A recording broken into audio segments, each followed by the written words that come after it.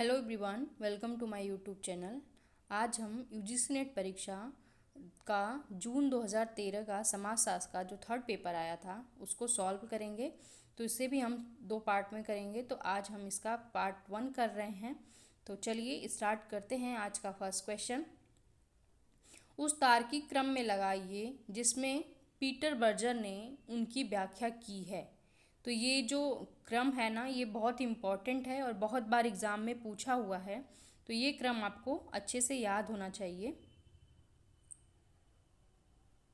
तो इसका जो राइट आंसर है वह है ऑप्शन डी, वैधीकरण, संस्थागत, स्वभावगत, देन बाह्यकरण। ये क्रम है पीटर बर्जर के अकॉर्डिंग और बहुत ही इम्पॉर्टेंट क्वेश्चन है यह। अगला क्वेश्चन है, निम्नलिखित श्रेणियों में से किसे अल्थ्यूजर की तार्किक स्थिति उपाय के रूप में रखा जा सकता है? ऑप्शन है शिक्षा, परिवार, धर्म या फिर राज्य, नौकरशाही। तो किसे अल्थ्यूजर की तार्किक स्थिति के उपाय में रखा जा सकता है? दिए गए कूट के अकॉर्डिंग आपको राइट आंसर बताना है। तो इस क्वेश्चन का जो राइट आंसर है वह है ऑप्शन बी, फर्स्ट, थर्ड और फोर्थ, जिसकी बात करते हैं लुईस अल्थ्यूजर। नेक्स्ट क्वेश्चन है, निम्नलिखित विधियों में से एक गारफिंकल ने लोकविद शास्त्र की अपनी व्याख्या में किस विधि का उपयोग किया है? प्रलेखी क्रिया का प्रलेखी किया है या विच्छेद परीक्षण, दृष्टिकोण की पारस्परिकता या फिर अन्य सिद्धांत? तो ये क्वेश्चन भी बहुत इंपॉर्टेंट है और बहुत बार एग्जाम में आया हुआ है। तो गारफिंकल ने जितने भी विधियों का प्रयोग किया अपनी स्टडी में, उन विधियों को आपको याद होना चाहिए और जिससे उससे रिलेटेड कोई भी क्वेश्चन आए तो उसे आप लोग अच्छे से हल कर सकें। तो इसका जो राइट आंसर है वह है ऑप्शन सी, फर्स्ट, थर्ड और फोर्थ, प्रलेखी विधि का प्रयोग किया था, दृष्टिकोण की पारस्परिकता और अन्य सिद्धांत। तो इसका सी ऑप्शन राइट आंसर है। अगला क्वेश्चन है, जेफरी हेबरमास ने निम्नलिखित में से किस संकट का उल्लेख किया है? आर्थिक संकट का, राजनीतिक संकट का, वैध संकट का या फिर विवेक संकट का? तो ये क्वेश्चन भी बहुत इंपॉर्टेंट है थर्ड पेपर के अकॉर्डिंग, जो कि अब सेकंड पेपर में ही आने लगा है। तो लेकिन इम्पॉर्टेंट है बहुत ज़्यादा ये क्वेश्चन, और इसके भी क्रम को आपको अच्छे से याद होना चाहिए।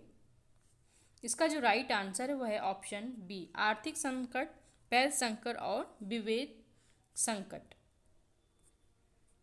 नेक्स्ट है, निम्नलिखित में से कौन सी पुस्तक एफ गॉफमैन द्वारा नहीं लिखी गई है? पुस्तकों के नाम दिए गए हैं, relation in public, behaviour in public, forms of talk या फिर social behaviour its elementary form. तो कौन सी बुक है इनमें से जिनको गॉफमैन ने नहीं लिखा है?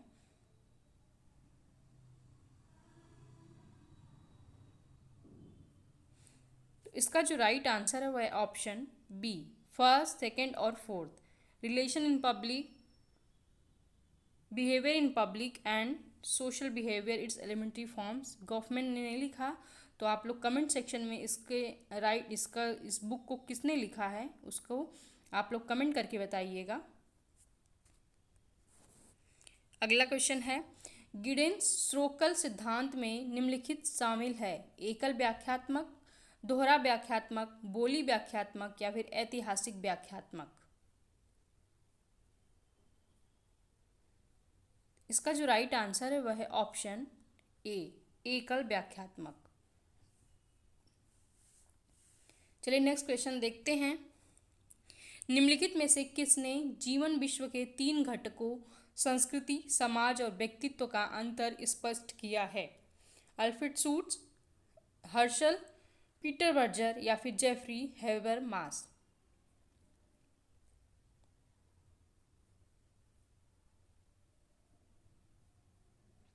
इसका जो राइट आंसर होगा वह है ऑप्शन सी, पीटर बर्जर। इन्होंने संस्कृति, समाज और व्यक्तित्व में अंतर बताया है। अगला क्वेश्चन है, गिडेंस की क्षेत्रीयता की संकल्पना में शामिल है कि? तो ये 4 ऑप्शंस दिए गए हैं, बताना है कि कौन सा ऑप्शन गिडेंस की क्षेत्रीयता की अवधारणा में सम्मिलित है। तो इसका जो राइट आंसर है वह है ऑप्शन ए। संबंधों का जन्म समय के ही नहीं बल्कि स्थान के पार भी होता है। अगला क्वेश्चन है, राष्ट्रवाद की परिभाषा देते हुए AR देसाई निम्नलिखित से प्रभावित हैं। SM लिप्सेट से, EH कार से, M वेबर से या फिर L अल्थ्यूजर से। तो किससे प्रभावित थे AR देसाई?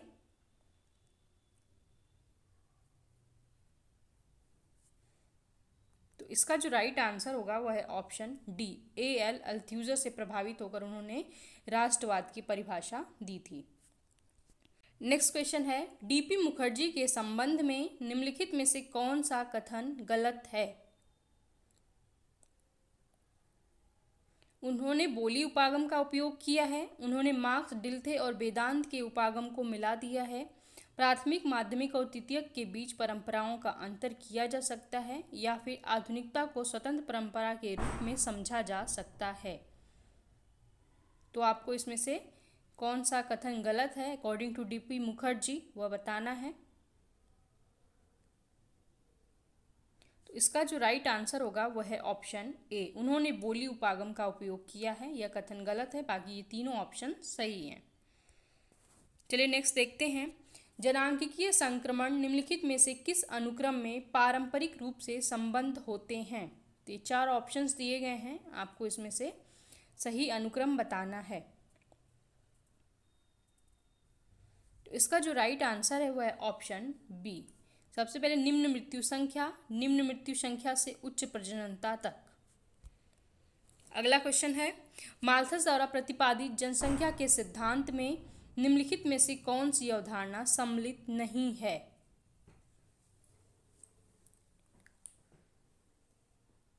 तो ऑप्शन है इसके अंकगणितीय वृद्धि, सकारात्मक रोध, स्थिर जनसंख्या या फिर निवारक रोग।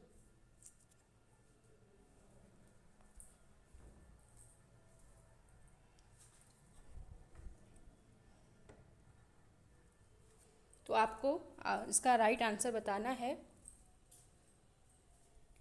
और इस क्वेश्चन का जो राइट आंसर है वह है ऑप्शन ए, अंकगणितीय वृद्धि।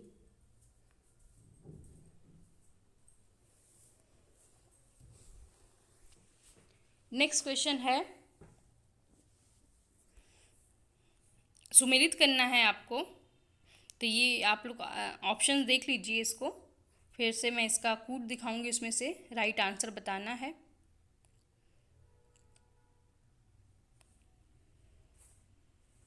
इसका जो राइट आंसर है वह है ऑप्शन सी। नेक्स्ट है, जनसंख्या के पिरामिड से निम्नलिखित जानकारी मिलती है? आश्रितता की समस्या, जन्म और मृत्यु दर, विभिन्न उम्र पर लिंग अनुपात या फिर जन्म के समय अनुमानित जीवन संभावना। तो उपरोक्त में से सभी उत्तर के लिए सही समुच्चय का चयन करना है।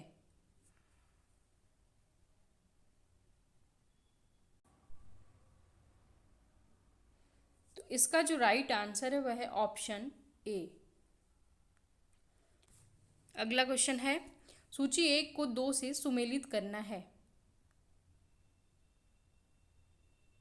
तो एक तरफ अवधारणाएं दी गई हैं, दूसरी तरफ व्याख्या, इसको हमें सुमेलित करना है।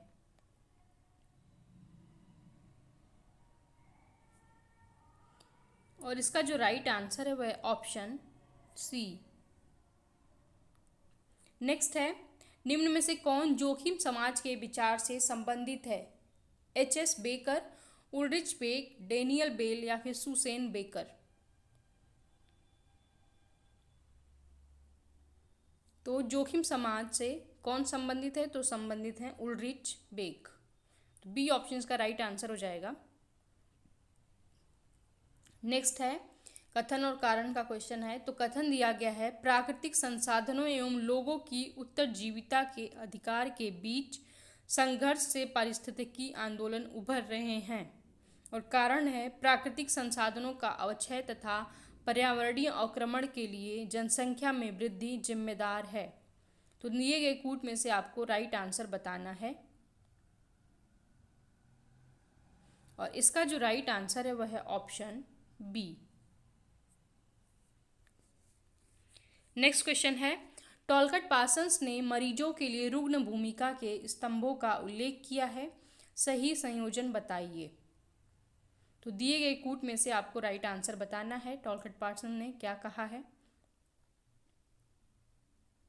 तो इसका जो राइट आंसर है वह ऑप्शन डी। अगला है कथन और कारण का क्वेश्चन है। तो कथन दिया गया है, प्रौद्योगिकी प्रगति तेजी से होती रही है। और तर्क है, यह सूचना और संप्रेषण प्रौद्योगिकियों के रूप में ज्ञात दूरसंचार और कंप्यूटिंग प्रौद्योगिकी के प्रसार के कारण हुआ है। तो दिए गए कूट में से आपको राइट आंसर बताना है। तो इसका जो राइट आंसर है वह है ऑप्शन ए। ए सही है और आर उसका कारण जो दिया गया है वो गलत है।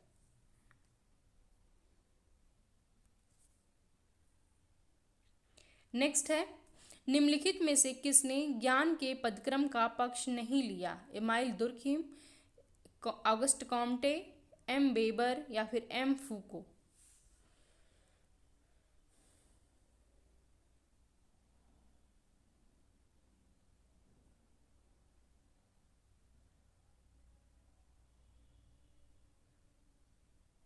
तो इसका जो राइट आंसर है वह है ऑप्शन बी। नेक्स्ट है, सूची 1 को 2 से सुमेलित करना है। एक तरफ संकल्पनाएं दी गई हैं, अवधारणाएं दी गई हैं, दूसरी तरफ राइटर्स के नाम हैं। तो इसे सुमेलित करना है।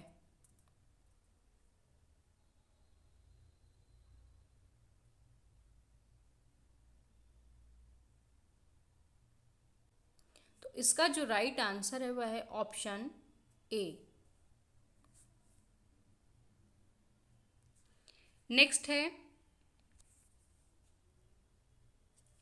निम्नलिखित में से किस सिद्धांतवादी ने समसामयिक समाज को एक ऐसी मृतक संस्कृति बताया है जिसकी मृत्यु सभी सामाजिक पृथकताओं और भेदभाव का उदाहरण है? जे ब्रॉडिलार्ड, उल्रिच बेक, एम फूको या फिर जे एफ लियोटार्ड?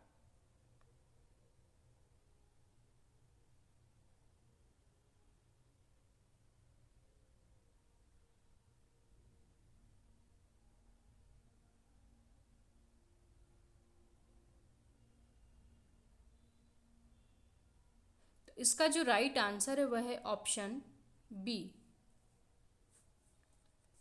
नेक्स्ट है, विश्व विकास शिखर सम्मेलन 1995 द्वारा सामाजिक विकास के उद्देश्य के रूप में निम्नलिखित में से किसे भी निर्दिष्ट नहीं किया गया है? आर्थिक संरक्षणवाद, जन सशक्तिकरण, जन पहल या फिर जन समता का सुदृढ़ीकरण?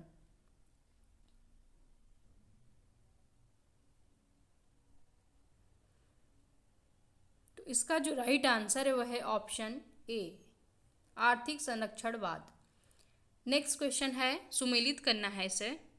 एक तरफ योजनाओं के नाम दिए गए हैं, दूसरी तरफ उनके ईयर्स दिए गए हैं, तो इन्हें मैच करना है, किस ईयर में कौन सी योजना आई थी।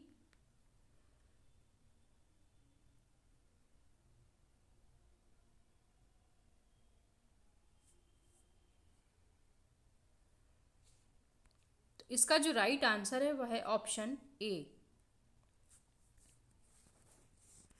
अगला क्वेश्चन है, सुमेलित करना है इसे फिर से।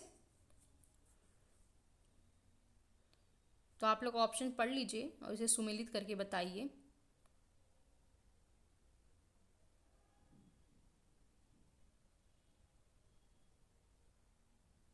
इसका जो राइट आंसर है वह है ऑप्शन डी।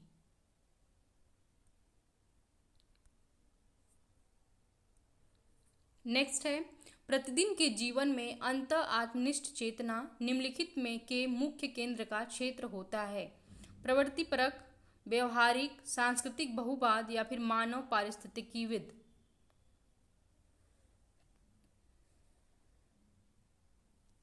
इसका जो राइट आंसर होगा वह है ऑप्शन बी, व्यवहारिक। नेक्स्ट है, निम्नलिखित में से कौन सी बात पीटर बर्जर और टी लकमैन के ज्ञान को रेखांकित करने के लिए सही नहीं है?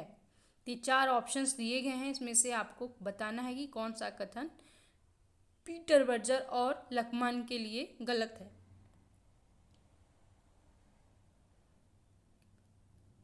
इसका जो राइट आंसर है वह है ऑप्शन बी। वे ज्ञान की विधिमान्यता से काफ़ी चिंतित हैं। ये ऑप्शन गलत है, बाकी तीनों ऑप्शन सही हैं।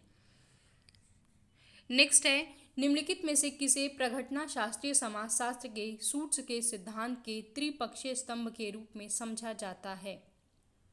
तो ये ऑप्शंस दिए गए हैं, इसमें से आपको राइट आंसर बताना है।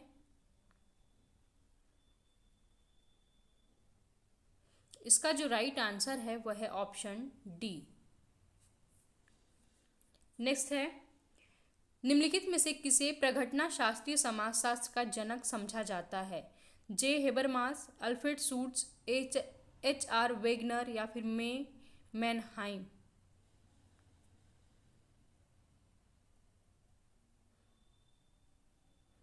इसका जो राइट आंसर होगा वह है option A, Alfred suits. Next है, हेबरमास के मार्क्सवाद के पुनर्निर्माण के बारे में सही विकल्प का चयन कीजिए। तो ये ऑप्शन दिए गए में से दिए गए कूट में से आपको राइट आंसर बताना है। इसका जो राइट आंसर है वह है ऑप्शन बी। चलिए नेक्स्ट क्वेश्चन देखते हैं। समाज के अध्ययन के लिए लोक विधि शास्त्र एक उपागम के रूप में निम्नलिखित में से किससे संबंधित है? तो दिए गए 4 ऑप्शंस हैं, इसमें से आपको राइट आंसर बताना है।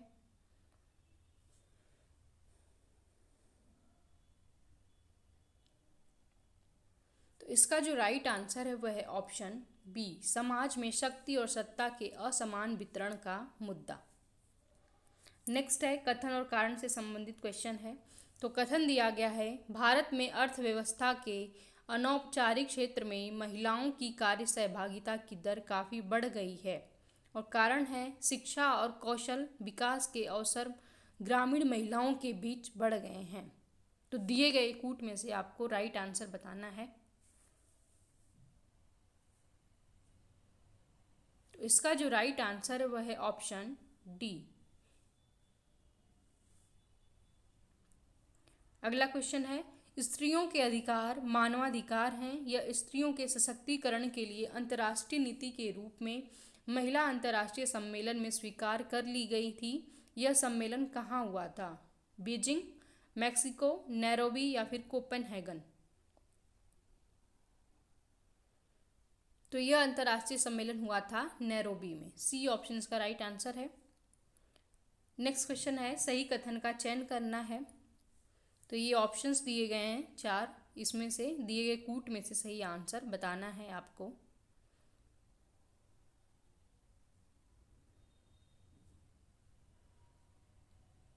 तो इसका जो राइट आंसर है वह है ऑप्शन ए।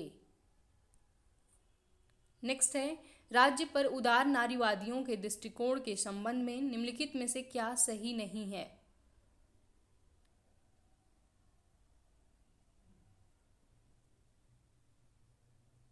तो इसका जो राइट आंसर है वह है ऑप्शन सी, पुरुष दबाव समूह है और महिलाएं अवलोकन करता हैं। यह सही नहीं है, बाकी ये तीनों ऑप्शन सही हैं।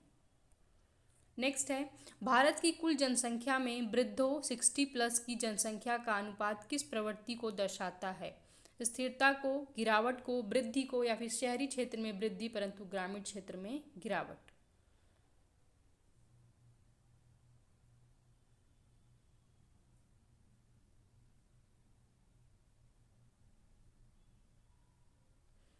इसका जो राइट आंसर है वह है ऑप्शन ए, स्थिरता को। नेक्स्ट है, भारत की नगरीय जनसंख्या का कितना अनुपात मलिन बस्तियों में निवास करता है? लगभग 5वां हिस्सा, लगभग 1/4, लगभग 1/3 या फिर लगभग आधा भाग?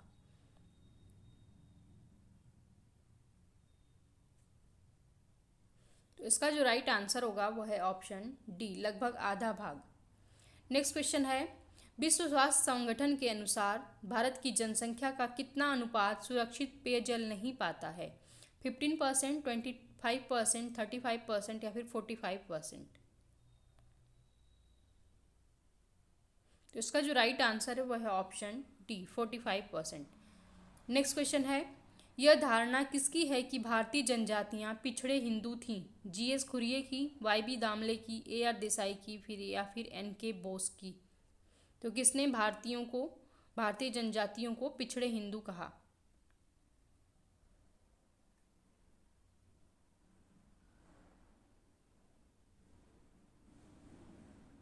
तो इसका जो राइट आंसर है वह है ऑप्शन डी।